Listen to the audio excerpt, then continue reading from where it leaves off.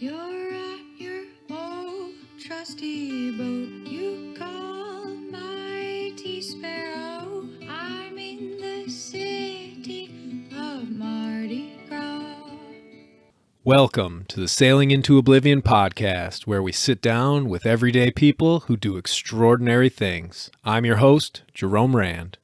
Good evening, everybody. So today I was able to go out and actually sail with my soon-to-be cousin-in-law, Francesca, and I mentioned the idea of doing a quick podcast because she works in the world of gemstones, precious diamonds and emeralds and rubies and whatnot, but also is just one heck of a person and has some pretty fantastic ideas about this wonderful world that we live in and how to carry on through it. So we just sat down and sort of, so I like to say, shoot from the hip, see where it leads us, and it led us right into an absolutely beautiful podcast. So, although I have to say it, if you want to support the show, you can head over to Patreon. The link will be in the description. Other than that, thank you so much. We picked up a few new patrons today, and I can't...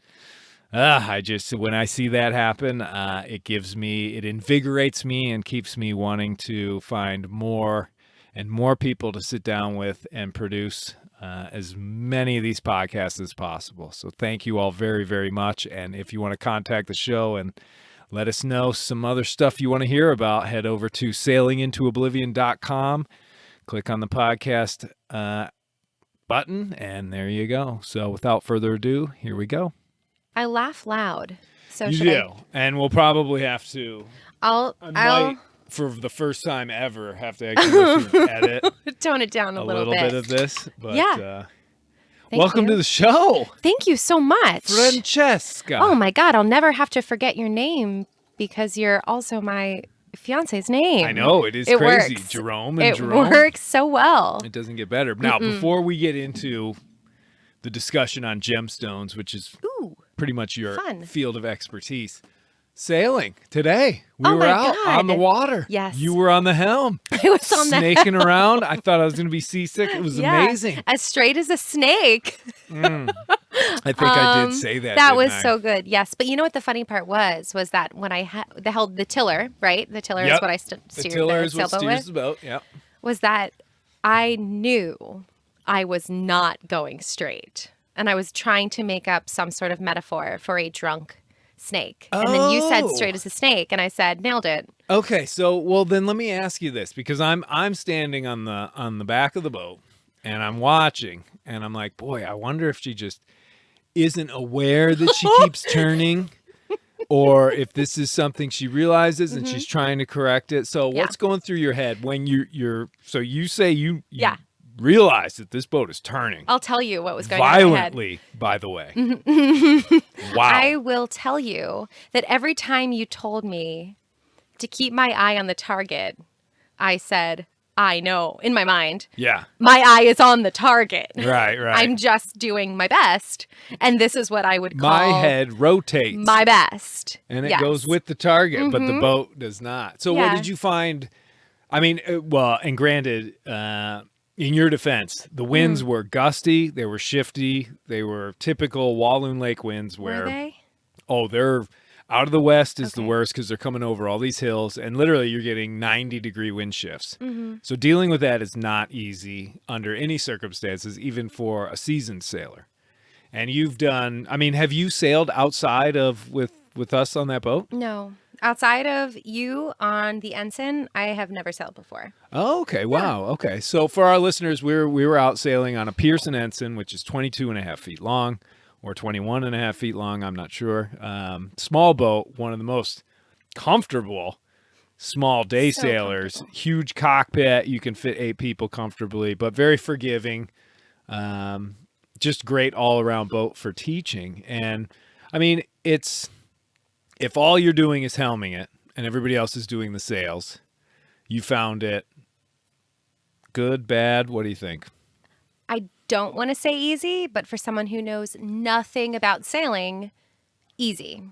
Oh. Only because if you're leaning into sailing as about something that needs feeling, like you said, it's about feeling the winds. Yeah. I can easily extrapolate that into anything else that I have done that requires just that air of feeling. Oh, okay. Okay. Yeah. So for me, for example, I love to cook in the kitchen, and maybe 5% of the time I will use a recipe, which means that everything else is by feeling. So I lean into the feeling, and I said, okay, I can trust my intuition in that way.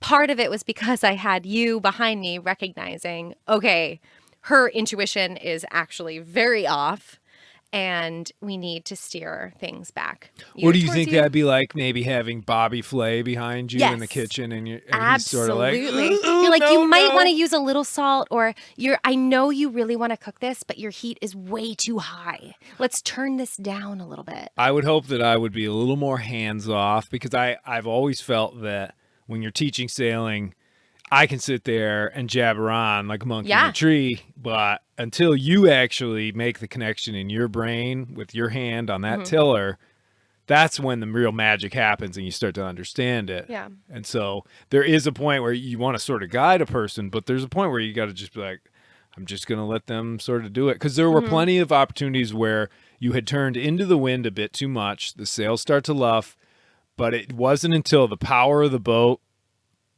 like flattens out. You can tell we're not, and then you would just correct right back. And that was when I was like, okay, she's understanding it. It's not completely lost on her what's going on. Now it's just a matter of, okay, she just needs like another hour of doing this before all of a sudden. And by the end of it, I mean, you were holding steady course. It was all good. I wanted to start getting into sails and trim and all that, but yeah, no. And I was like, teach me all of the knots. We'll save that for next summer. Yeah. It'll be, Next summer. in 2 decades, you'll be ready to cross the Atlantic. My God. I know. Well, this is my 3rd summer in a row sailing with you. And the most that I can take away right now is keep your eye on your target. Yes. And then just steer towards that. Yeah. So that's what I did. But this time around was a little bit different, because I think for the last 2 summers, which was also just one sail with you or maybe 2 times sailing, was just focusing on the target. But this time around, you add in the dimension of also the power of wind. And there was that one Gusty time on the water. wind. Yes, Yeah. gusty wind. And there was that one time on the water where I had turned in the wrong direction and I squealed, and you had said, okay, so what are you going to do? And I don't want to say that I was terrified, but I was partially afraid because I didn't want to be wrong in front of you. But the other part was, oh my God, the answer is actually on me. So let's just pause for a second. Yeah. Have and a think about, Right. think about what went wrong and how do we correct it? And how do we course correct? No pun intended. And I did. And it went by the feeling. That is sort of the magic that a sailing instructor that's not too busy talking themselves gets to sort of bear witness to. And I'll tell you, there's been times over the years, there's no way I would know how many people I've taught how to sail. I've seen the magic like sparkle when somebody it fully makes sense. Yeah. And unlike something like maybe learning how to play the piano or guitar or something that where there are certain people who all of a sudden just pick it up and it makes sense to them. But watching somebody go from not understanding what's going on to just making some maneuver or something happens and all of a sudden bloop, bloop, bloop, and there's this spark and then their sailing changes completely. When we started going sort of more downwind and broad reaching, and again, this has to do with the gusty conditions because the boat's not flailing. And as I much. asked about that too. I was like, broad Then you reaching. were nailing that course straight down. You were heading towards stuff. And, if you ever find yourself out at sea for whatever reason and you're on a boat by yourself, I hope not. there's no land around. Yeah. Think of this, all right? So you're out there. Oh, hundreds of miles from New York Harbor. And you've got to try and find your way back. So that's when the compass comes in handy. Put that compass right on west, and you just ride that sucker. West. Well, if you want to go back, unless you want to go across to England, I guess. Okay. You know what's funny is that I just lean into things being my true north. And every time I look at a compass, I just assume Oh, if you go north, hey, north is chances are you'll the hit right Cape Cod. direction. You can Yeah. stop in for some steamers, or Okay, you make it past west. that. You go right to Maine, come in for some lobsters up there in Rockland. I would love that. Just stay away from Sable Island and the Grand Banks. Okay. Treacherous waters out there.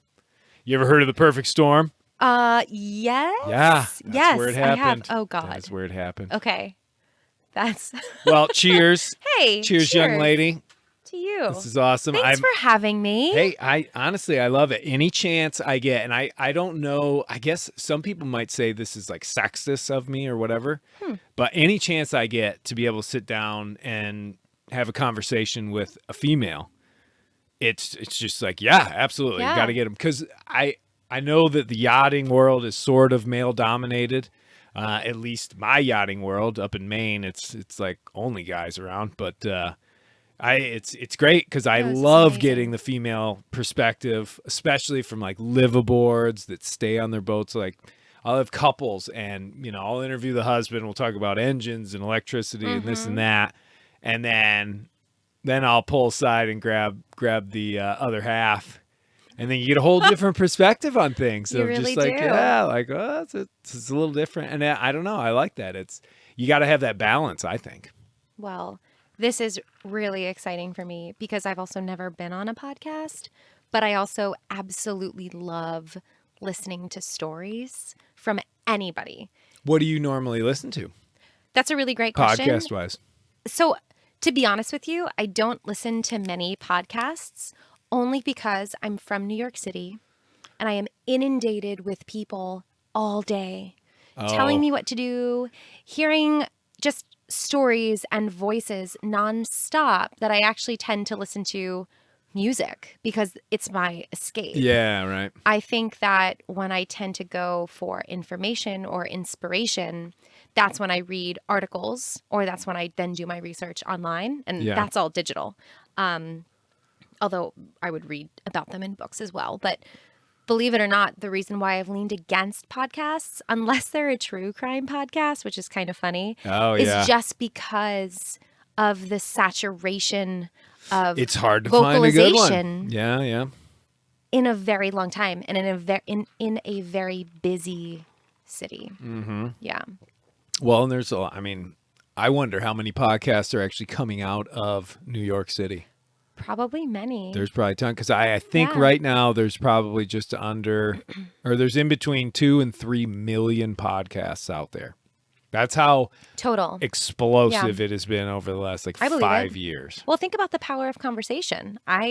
Long form conversation is absolutely, I think it's crucial to actually understanding what anyone has to say. Because anybody can take a snippet of anything that someone said and turn it into a full-blown story. But unless you have the context and unless you actually have the time and the patience to sit down and listen to it, what else are you going to do? No, Already, this is so much fun. I never want to leave this chair. I'm so glad you're enjoying it. I'm having the best time. I know, right? It's and that's the thing. That's what I've always sort of strived to do with this podcast. It's just it essentially is just an excuse for me to sit down with another person, and I'm lucky because I've gotten to a point where this whole arm with the microphone here and the screen, they're pretty much non-existent to me. Yeah. And so I can sort of focus more in on the person, even though my eyes are sort of darting around. They have to, but it's one of those things where after the first 5-10 minutes,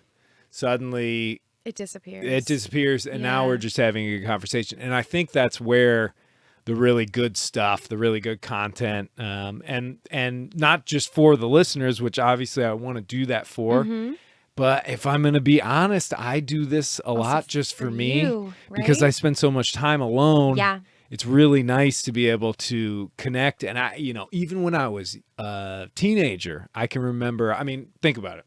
You remember those days, you're in like high school, and you're just exploring sort of philosophy and thought and all these crazy ideas, from aliens to the end of the world to the world around us to the environment, all this stuff. And think about how many times you sat around with your friends and talked for like 7 hours straight. No, honestly, in high school, for me, very few times. I went to an all-girls high school, in New Jersey. So there were very few Oh, really? Yes, mind-boggling conversations that lasted for hours. But you must have had a few, right? Yeah, but I wouldn't call them ones that were for a very long amount of time. For me, that happened once I got to college. That was just where, okay. yeah, where I found people. A that late kind of, bloomer. Good to a know. late All bloomer. right. Yeah, that's fine. I'm Copy blossoming now. It's okay. Tell you what, you are on fire. No. Yeah, it's fun to talk to. Yeah, we're having women on the podcast. We're kind of fun, just sipping a little God. white wine. And, honestly, it's a lot of fun because I don't know. I have fun talking to anybody on this podcast. It just, I mean, we're having our little post dinner cocktail, post sale cocktail, which is really nice. And Red Bull and Kettle One, and for the lady, a Premier Cru Chablis. You're not supposed to tell people. Oh my God! Sugar-free Red Bull. It's by the way. sugar-free Red Bull. I don't know if yeah, that makes exactly. It any No, better. there's some sugar in my wine, so it's totally fine. Yeah, no, I don't know. love it. It's one of those things that I always want to have a balanced perspective, and as this podcast sort of branches out away from sailing, it'll always be at the core, I think, sailing and adventure, but there's so much to life that I want to explore every last little bit. And So much of it.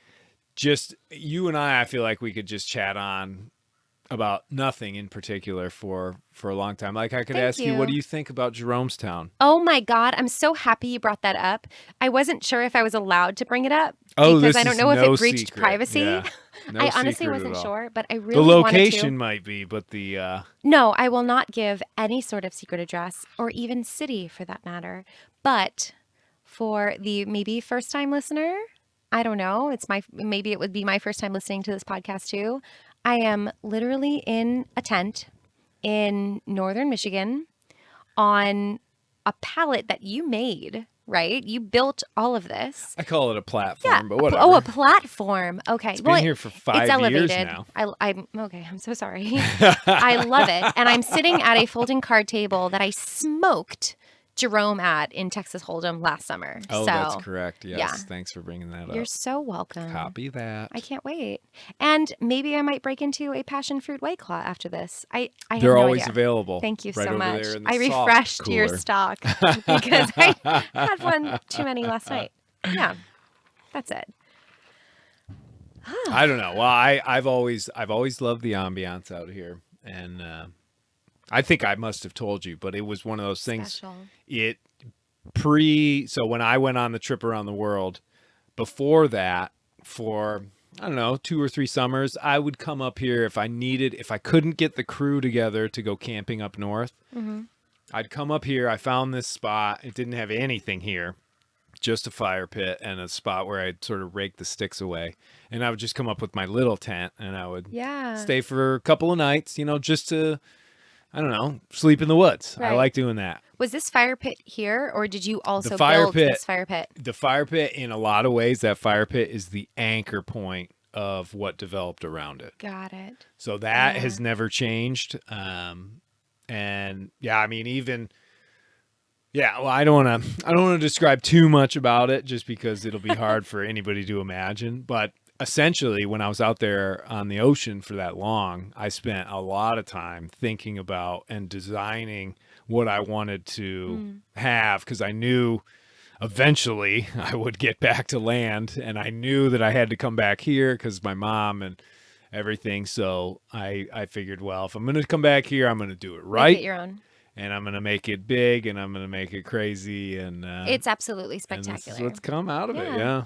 Well, any sort of mystical fairy tale of a dreamland in the middle of the woods with little tea lights going and a fire pit. It is and weird, then also some Billie Eilish in the background, because I do love your pop music playlist that you do play when I come visit. Honestly, Gotta stay current, people.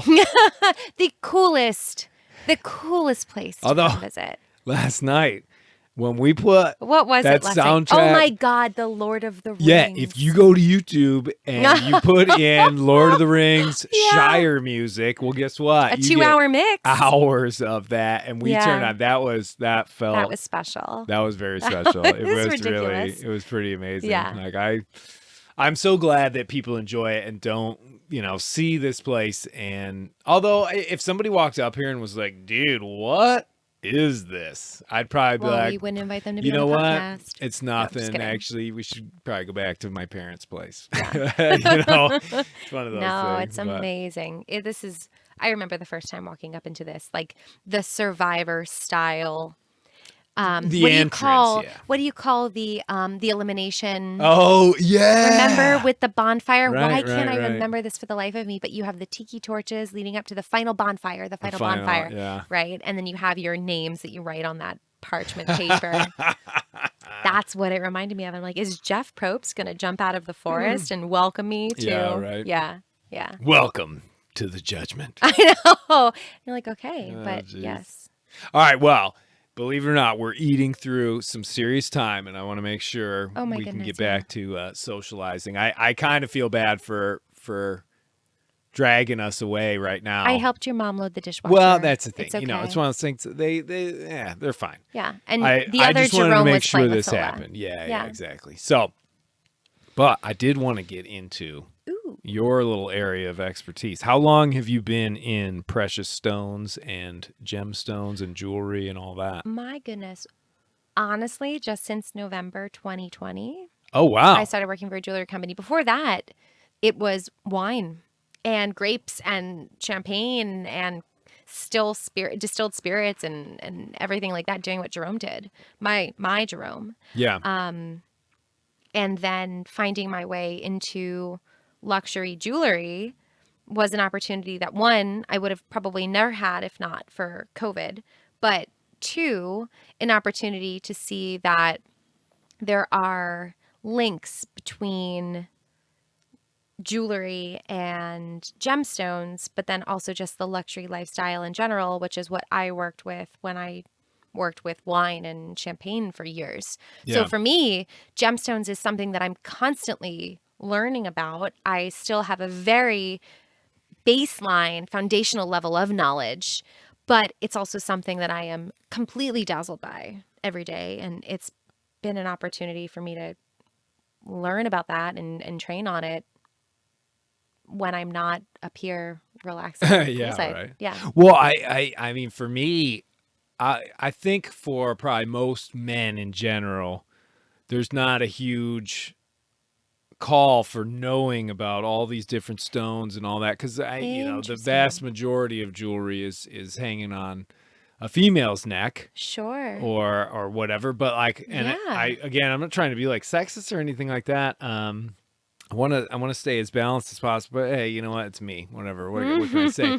So I've always been sort of enthralled by it. I mean, anytime that I've ever seen a very beautiful necklace or a brooch or a bracelet or something like that, when it has actual stones in it, if I'm given the opportunity to really look at it, they're remarkable. And watching when the one that I've really been able to sort of, I guess, set my imagination off was my sister Ina. She's got that wedding ring, which is a sapphire, that deep, beautiful blue that reminds me of offshore ocean color. Yeah. And I guess, I don't know, is that something that you see when you look at some of these things? Oh, Are you absolutely. physically, I'm handling some of playing. these stones? I'm playing dress up nonstop. So I can absolutely relate to what you're talking about when you talked about your sister-in-law's There's an wedding allure ring, right? to 'em, There's an right? allure to it.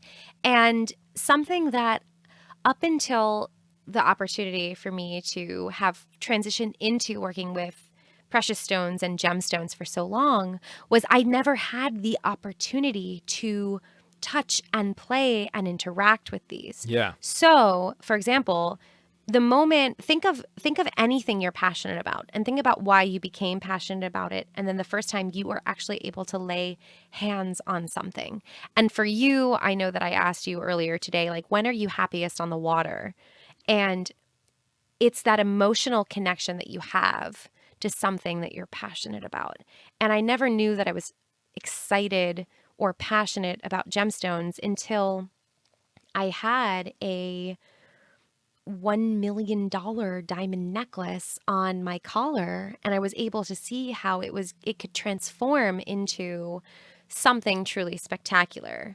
Or when you look at stones and they have this brilliant dance of color in them just because they catch the light in a certain way. Yeah, yeah. And it has character to it that a gemstone, specifically maybe like a diamond or a ruby or a sapphire, it's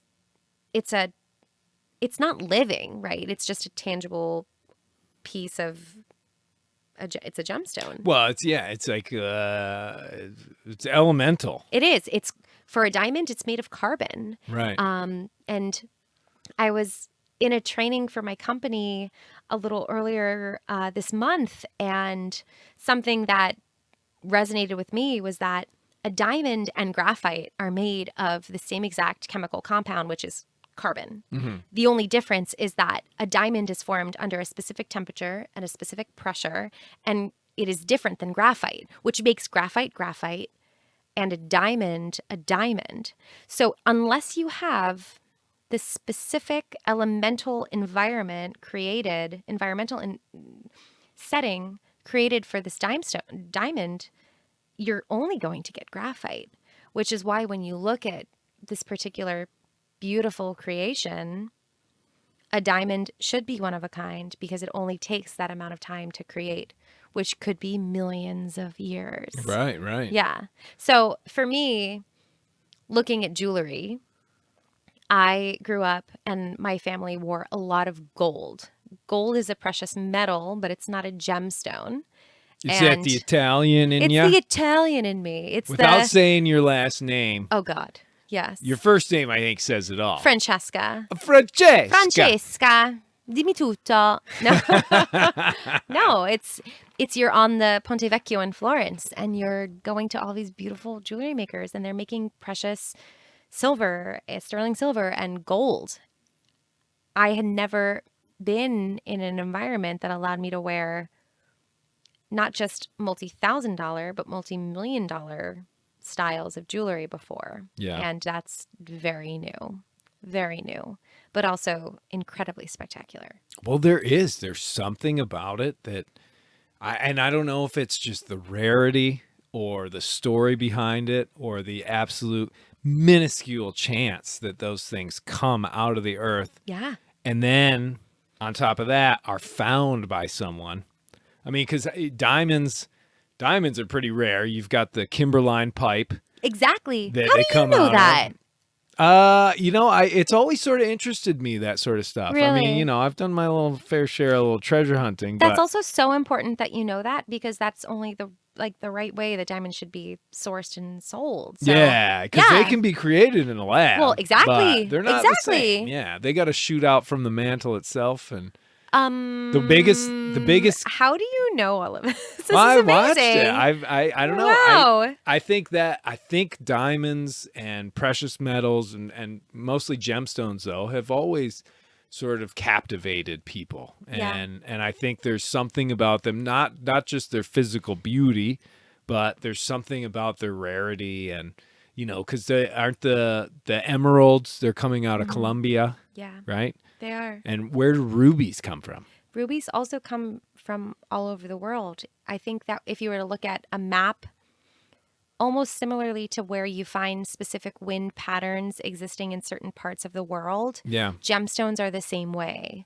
So if you look at a map of the world, rubies come from specific countries, so do emeralds, so do diamonds, so do sapphires. So it's one of those things where you can make them in a lab, but if you go to those sources like Cambodia or to South Africa or to Canada, you're only finding specific spots that, yes, they might be hot spots, quote unquote, but they're also, it doesn't mean that you can find them endlessly. Yeah, exactly. They're still so unique and rare, and it takes all of that time to create them. And then you talk about the quality of what's created, because just because you might find a ruby coming out of Cambodia doesn't mean that it's a ruby up to the caliber that you might want to make a beautiful creation with. Right.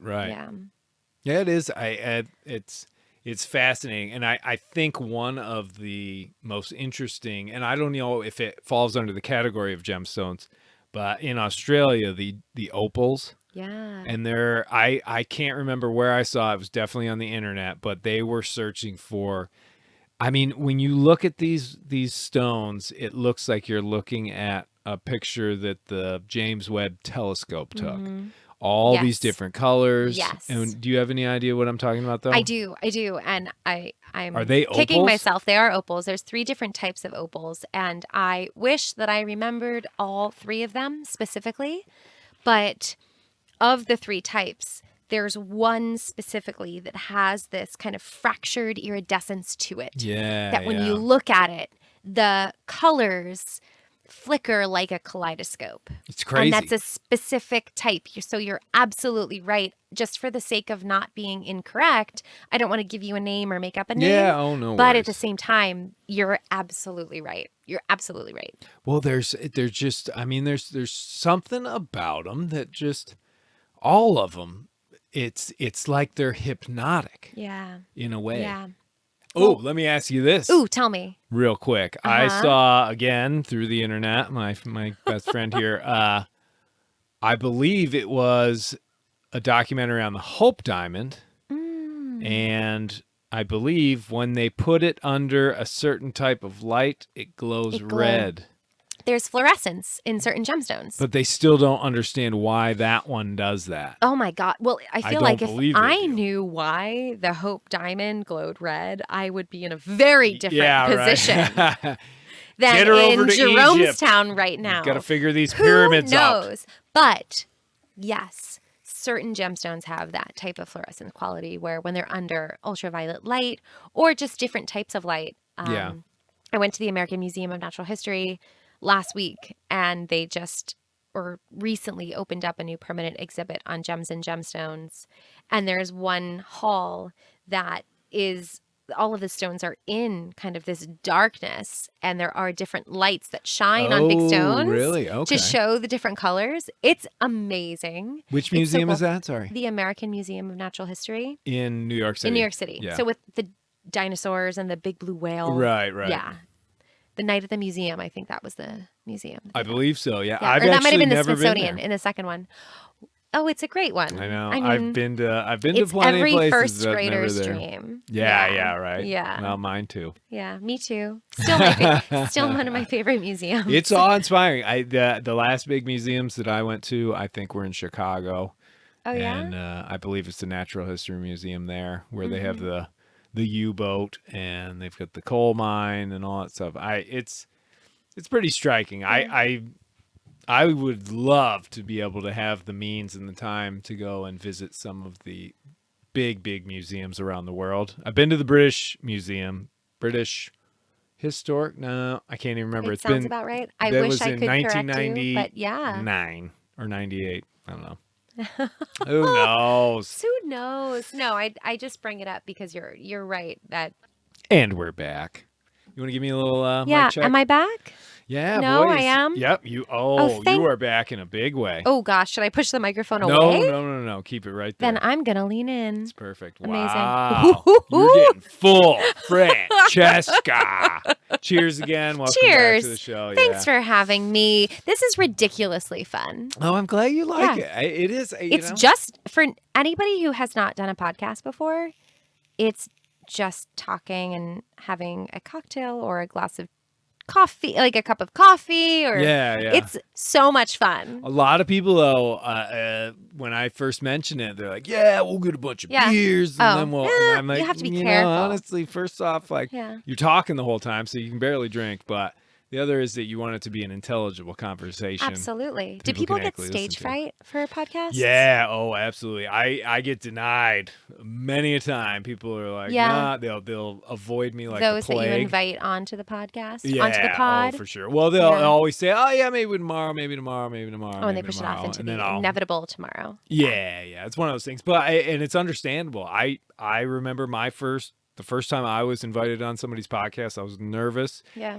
It was also a bit of a job interview as well. It was Oh for my a speaking gosh. Could you agency. imagine? Yeah, and it didn't. That's it was ridiculous. the worst part is when I listen to it now. It's probably the Yeah. only one I've ever actually listened to. When I listen to it now, I'm like, man, this guy didn't. he He didn't ask do that any good of real a questions. job. And he didn't really I let know. me even talk. But he wasn't. Yeah. Granted, though, he wasn't in the room. This is why I always do in-person stuff, because you actually get You have to. a genuine conversation. You're Yeah. not getting a phone conversation, which is very different, No. I think. They I can are. eyeball you when you start telling lies. I'm looking like, right into your eyes. and your eyes. Yeah. I'm sure They I'm seem still pretty staring honest. right They at seem you. pretty I think they're honest eyes. No, I it's think a stare down, folks. in the middle of the woods, there's nobody there to judge Yeah, I know. who Just won the stare squirrels competition. and deer. That's Yeah. about all there is out there. Well, okay. Now, Sorry, so we're back. To nail back on that. Let me ask you this. So, with stones, do you think obviously the history, the geologic history, the rareness of them adds obviously a huge amount of value. What do you think about the value that gets added on to a stone from its human story when it passes from one person to another? Do you ever deal with, necklaces and things that have stones that have passed through human hands and celebrities? Because obviously it's the high and mighty of society that hold on to the big ones, but they always end up getting passed on and sold. What a great question.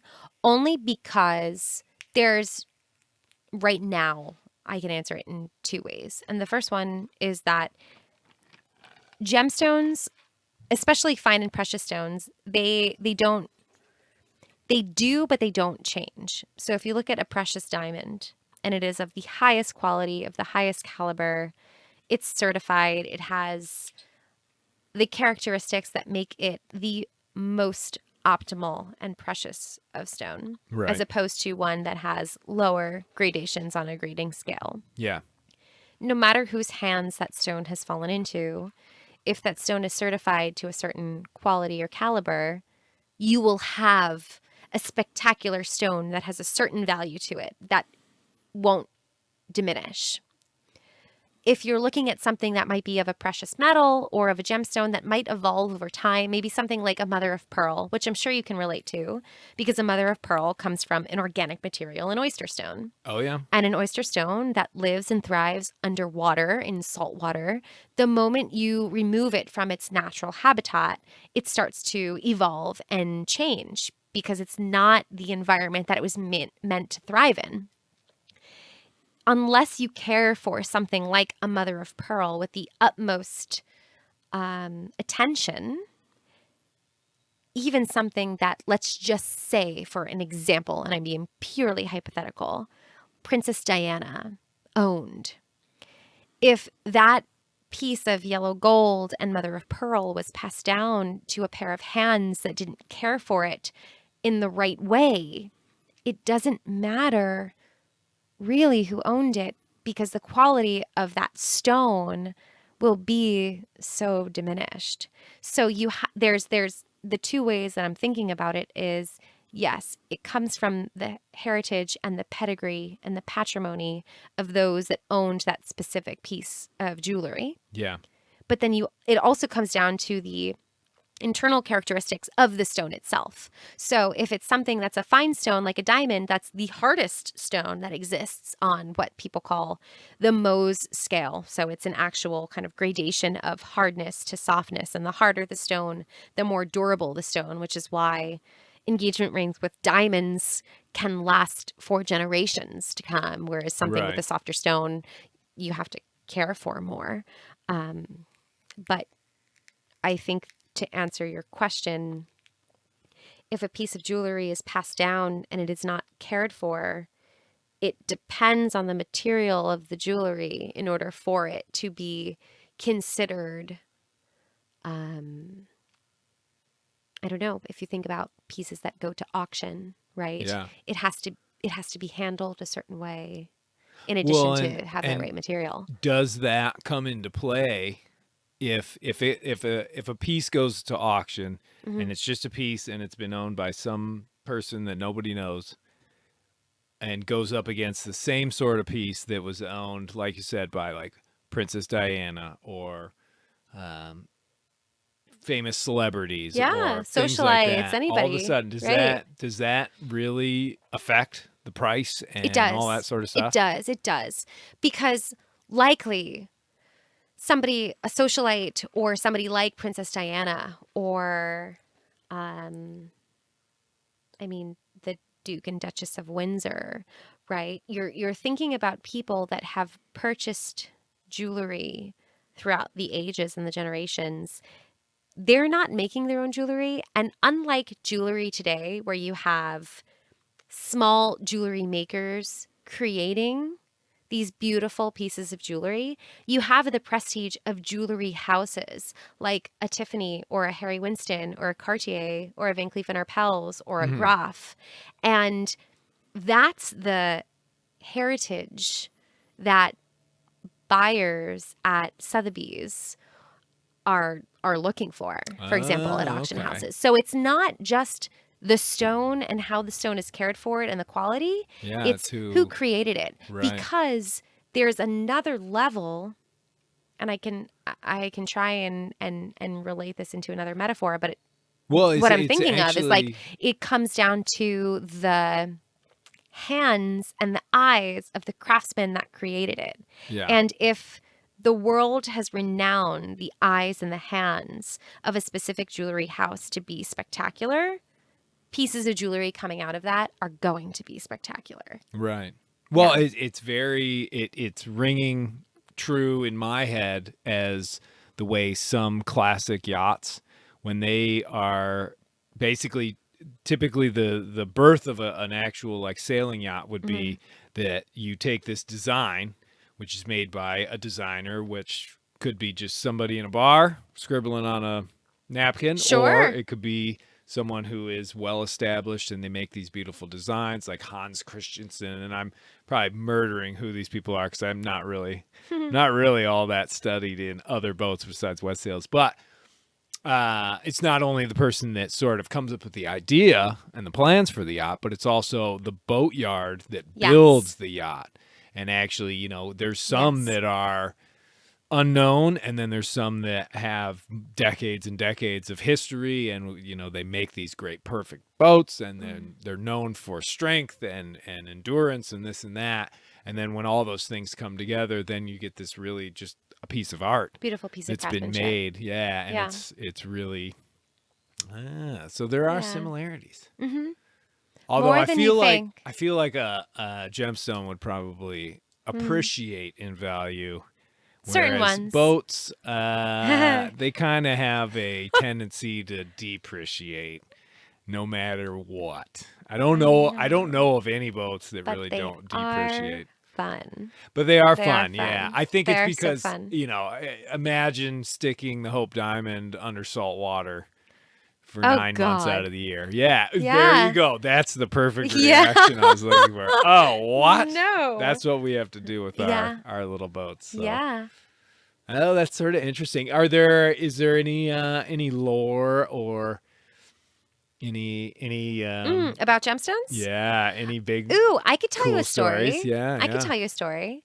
So you're familiar with, I'm assuming, the phrase knock on wood, right? Like, Oh, I have to do that all the time. yeah.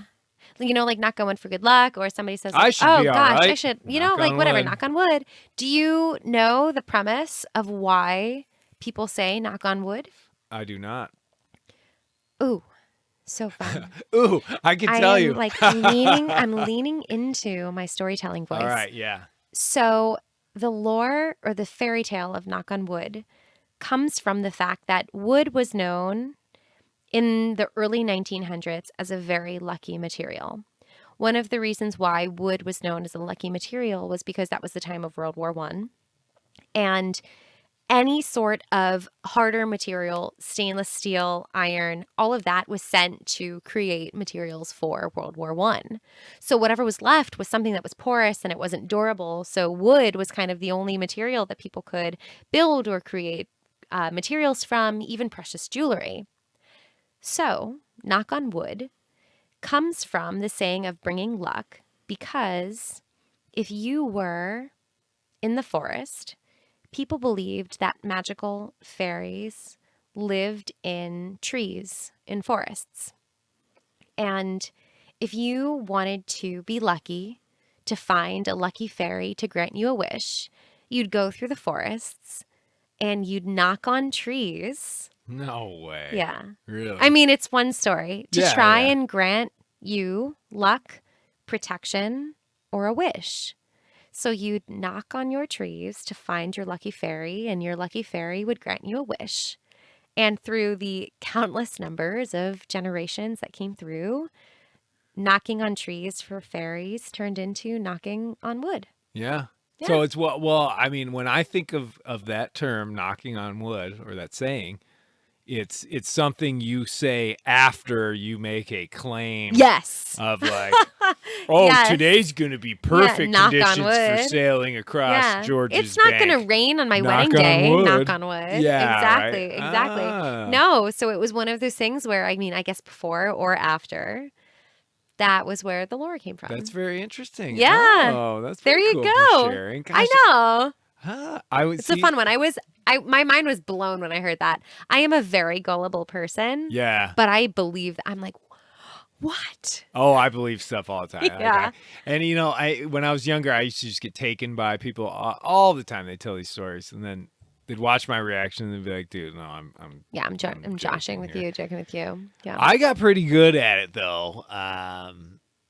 My favorite one to tell people was. Is this a real story or a fake story? Oh, it's a real story. Okay. So, obviously, I have web toes. I don't know if you knew that. No. Yeah, my two middle toes on both feet are webbed. I much literally all the way stared to at the them end. on the sailboat today. Yeah. Didn't even notice. Essentially, yeah. I mean, most people look at like my big toenails that are all cracked and gross and No. fungused I out, look at but- them because you carry miles, and that's Oh, important. there's miles. It's weird. Barefoot running will do damage. Yeah. You're not going to win No, that's any, why.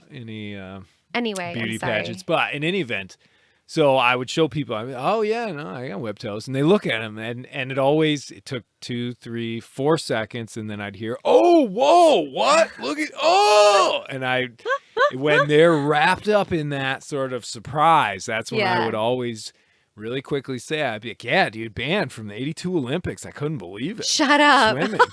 and then I would try and change the subject. So it sort of mixed them up. Yeah. And they were worried about something else. And I would say 95% of the people that I try and get with that one, eventually they're like, dude, really? Like you couldn't compete? And it's one of those things where I'm like, I would have been 3 years old in 1982. I don't even know if they Right. had the Olympics in 82, but for some reason it There was sort of just you that had to number throw. sticks Yeah. in my head. Oh gosh, I love Oh. doing that. I Well, absolutely also, do there's the that. trick to knowing the Olympic year, which is that it's divisible by 4. So an Olympic year and a presidential year always fall on the same year. Oh really? So, for example, didn't know 1982 would not have been an Olympic year. Yeah, it would have been 1980. Yeah, but that's just like a weird That was geeky thing that I know, and I'm like, Reagan ooh, Dukakis? I have no idea. I don't know either. I was just a wee lad at that time. And American history is not my strong suit, Hmm. but I'll tell you Also what, fun. I did see, and this is probably a bright side for the internet. They do, on YouTube, there have been countless amounts of these people that go out into the streets of America and they ask pretty basic questions of the general public. yes, Obviously, these things are edited please don't ask to me try and. any sort Oh, of. no, I wouldn't Okay. do that. But I will these things are bomb them edited all. to make people look either really stupid or whatever. Yeah. You know, they'll take the people who can't. A lot of, for example, it'd be like, how many stars are on the American flag? Right. Yeah, It'd be there's like 50, 47. But there's Yeah, there's but I a know million that there's people that 50. get thrown off. Yeah. Anyway, I saw one the other day that actually made me smile because it was a guy talking to a couple girls and he was like, "Can you name 4 American presidents?" And this girl just Oh. boom boom boom, she rattles 4 off. And then he's Great. like, "Well, can you rattle 4 off before 2000?" And Oh. she just Yeah. rattled every single American president Good off. for her. She just went Good right down the for her. line. And I Yeah. can remember my grandmother used to be able to do that in under a minute. She had memorized this sort of, not a limerick, I don't know what you would call it, but Kind of basically like a she could fun just game. do. And I don't know. It's just one of those things where sometimes when I'm scrolling through the endless amount of things that seem to just be trying to impress upon me that the culture that we live in is dying and decaying and everything is just horrible and all this stuff. you find these little diamonds. Bright spots. Yeah. No pun intended. And Ooh. it's always kind of cool. It's like, It's fun. oh, there is light. There's light Yeah. out there. One of my favorite sayings that I literally heard in and I know there's going to be people being like, oh, of course you're talking to a woman. Of course she goes to spin class. But I wanted to give the context of one of my favorite sayings is no diamonds, no pressure. And Ooh. the amount of pressure, not just atmospheric, but actual pressure from the internal earth that needs to create a diamond. Right.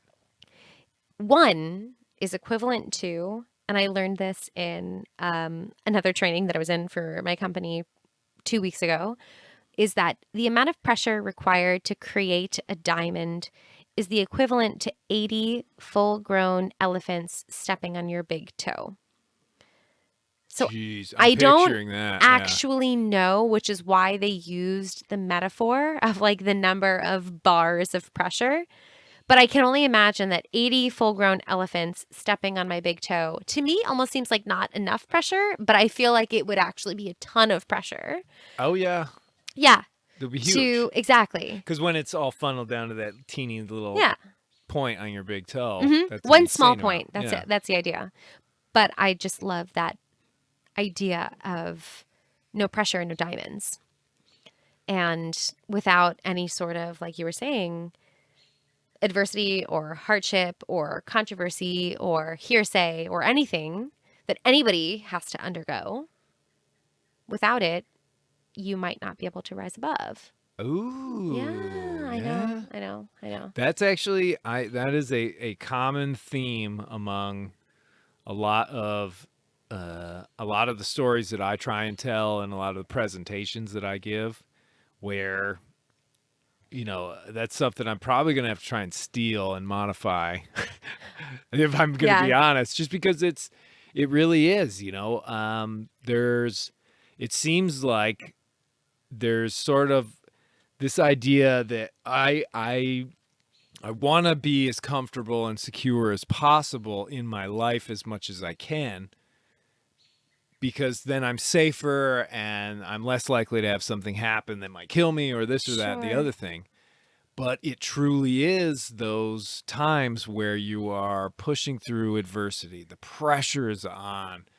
You've got just the world coming down on your shoulders, so to speak, and you rise to that occasion, and all of a sudden, I mean, like you're saying, basically throughout all that grief and everything that you're going through, when you punch through it, then all of a sudden you are, for lack of a better word, a diamond at that point. Yeah. I don't have many mantras that like I live by or I follow, but there are a couple and that is one of my favorites. But I think that you can relate that to any sort of individual. And sometimes the people that tend to overcome the most difficult of hardships or the biggest challenges are the ones that tend to rise above, as opposed to perhaps crumbling. Yeah, exactly. And I would be a very, very boring individual if I didn't have the challenges and the hardships and the deaths and the pain, right? Like you think about that and there's that negativity, that kind of, I don't know what you would call it, right? The suffocating. Yeah, the suffocating. I feel like you're drowning. Darkness. Yeah. And then the ability to find one simple win, regardless of whether it's a small win or an earth-shattering, huge fireworks display of a huge symphony of a win. Yeah. You did it.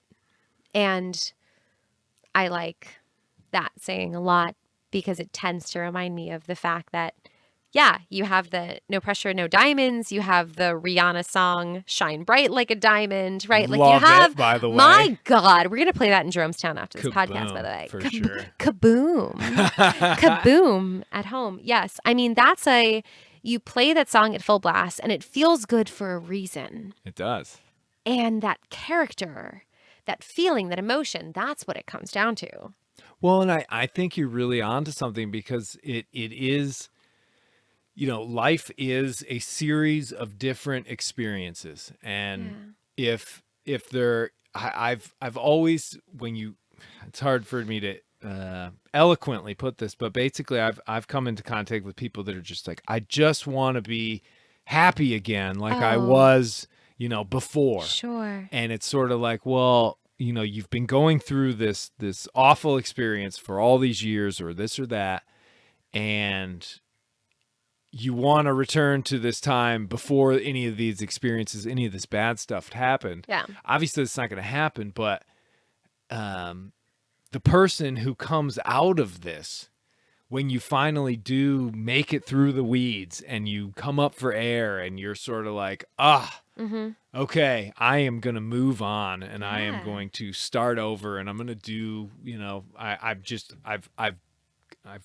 crawled through all this swamp, and now I'm out. Yeah. That person is 1,000 times more interesting, more lived, more experienced, because they had to go through that. Like, if your life is just all rainbows and butterflies, I mean, I got to tell you, it's I can't relate. you And can't also relate, they're probably and nobody else lying. can. And, well, yeah, I mean, obviously that, but even if somebody isn't, somebody is just so insulated that they've never had to go through any sort of adversity at all. I mean, what are you even going to talk about? I don't know. I mean, you're absolutely right. There's this beautiful romanticism of overcoming that I think to many people can feel like it's, I mean, for lack of a better word, BS, or Yeah. I don't want to curse on a podcast. But well, on this one you can, but I we've done a good job of not. I know. I'm proud of myself, honestly. But there's usually, folks, she swears like a sailor. You should have seen her on the boat. Only on the sailboat, and it might have been 2 times. Put my earplugs in. No, it was no. You have these like you didn't swear on the boat. I'm just kidding. I swear it at least once or twice. Okay, probably. Yeah. Probably once or twice, and it was a She big. said It was a poo. big one. It was the F word, ladies and gentlemen. Just like the gentleman. Man. I did. Yeah. I definitely said the F word when I lost the wind. No, you're absolutely right. And I think that these mantras are mantras for a reason.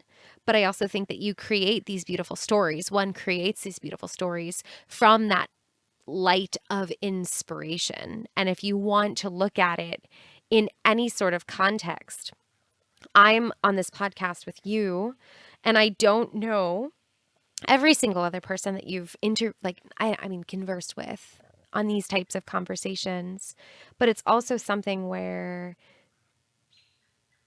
there is this similarity in the human connection where we've gone through hard things, we've gone through challenges, and that ability to overcome, to stay optimistic, to stay positive.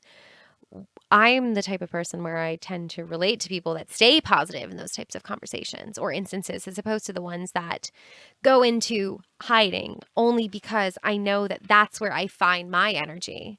And if you're looking at something like, we'll go back to a diamond, right? Mm-hmm. They're grown at 100 meters below the Earth's surface at specific temperatures and pressures that me as a human, I would never be able to endure.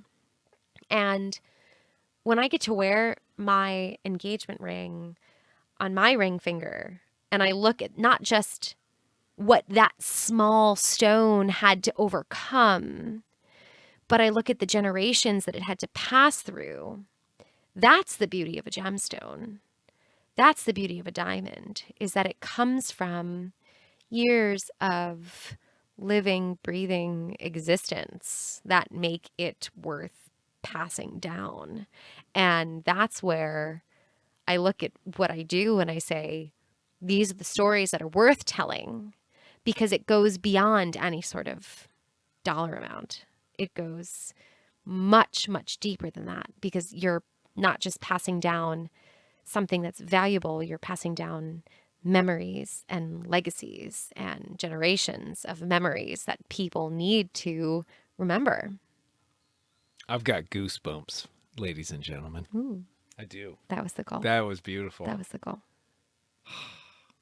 I'm going to end it right there because I don't, there's no way I could wrap it up any better than what you've just said. And that was amazing. Thank you. And we've been on for quite a long time now. So more than 30 minutes, I think you said. Probably close to an hour. Yeah. So I can't thank you enough, Francesca. This was great. Thank and you. you know what? Now I'm just waiting until the next time. I finished my wine, so we'll cheers to a passion fruit White Claw after this. Sounds good. Cheers. Absolutely. Thank you for coming on the show, and good luck marrying my cousin. I love you. Hats off to you. I love you and I love your cousin. Oh, thank you. Well, you have to say that now, so there's no getting out of it. You have the same name. It doesn't matter. Oh, man. All right. That was great. Thanks for listening. Thank you. Say a big thank you, a proud one. Thank you so much. This was the best.